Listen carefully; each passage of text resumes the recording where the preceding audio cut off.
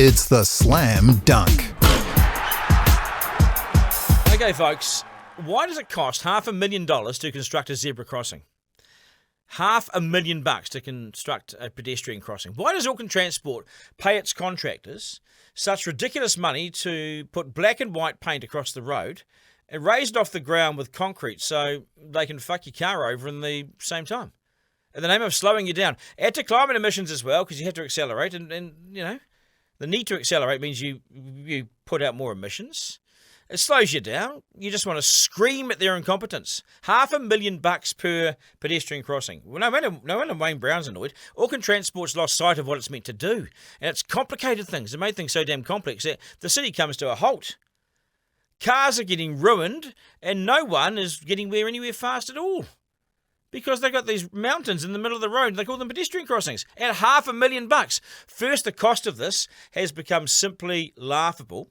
And it's so sky high, you can't defend it any longer. How can you defend that? When a pedestrian crossing costs more than a nice 4-bedroom home with 2 en-suites, we need to stop and say, what the actual? And let's freeze all this work and inquire into relationships, costs, the tender process, and do it again, and see how we can get the price down.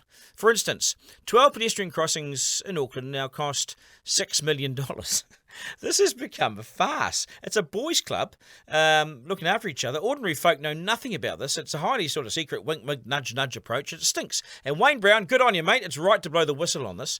$500,000 for a crossing. Now, I've done some research. I could get the paint from Resine for $250, and I'll charge $40 an hour for 3 hours of painting.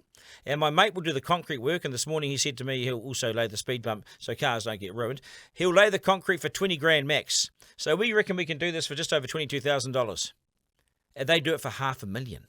Of the $500,000 cost, how's this? You'll like this.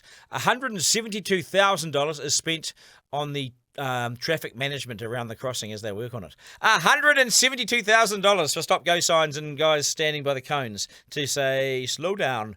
I know, we've been conned. This has created an industry of cones and high-vis men and women, and we charge like wounded bulls to put cones out and keep traffic moving, which in the end it doesn't move at all.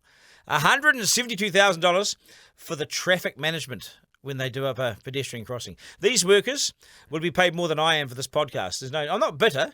I'm just planning a job change. Okay, give me a high vis, I'm out.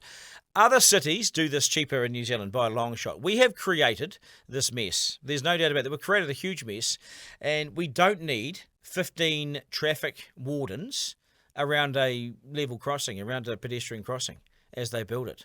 And why does it take $500,000 to do so? As I said, I'll do it for $22,000.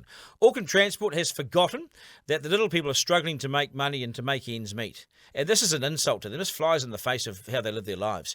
We're struggling to keep our heads above water, and you go and spend willy-nilly $500,000 on a pedestrian crossing. The paint I can get for $250, as I said. This level of cost is a farce, and to me it's no longer justifiable. Someone is shafting us, and someone high up is signing off on this stuff. They're signing off on the shafting. It's a boys' club. It's all behind closed doors. I think the Auckland Transport bosses are far too cosy with those making the decisions and signing off on this stuff. And the farcical cost of the traffic management, well, that's a sight to see, isn't it? And we know what we're talking about because we see it all the time. This needs to be put in front of the Auditor General for them to take an immediate look at this and say, okay, does this stack up or not? Just give it some perspective. Let us have some peace of mind.